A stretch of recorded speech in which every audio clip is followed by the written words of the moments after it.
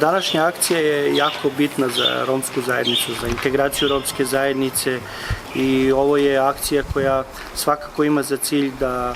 pruži jednake šanse mladim učenicima da steknu svoja prava i da se, nažalost, u vreme kada je besparica i kada je jako teško kupiti školski pribor, nabaviti sve osnovne sredstva koja su potrebna deci uzrasta kako predškolskog, tako i školskog, da kroz ovakve akcije damo na značaju našoj romskoj deci, deci socijalno ugroženih porodica. Moram da kažem da su upravo programi kao što je Roma Akter i ostali programi od strane donatora uvek dobrodošli, jer kroz takve projekte i programe, naravno uz pomoć lokalnih samouprava, romska zajednica i ne samo romska zajednica, svaka zajednica koja ima problem može u dogledno vreme da reši sav taj problem. Ovo je jedna akcija u nizu koja će pratiti različite akcije.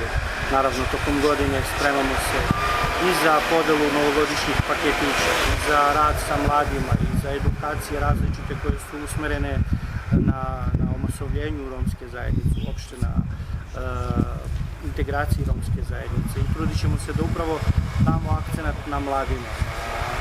mladima koji žele da se integrišu u društvo, na mladima kojima je potrebna pomoć i naravno naše udruženje je otvoreno za svaki vid saradnje i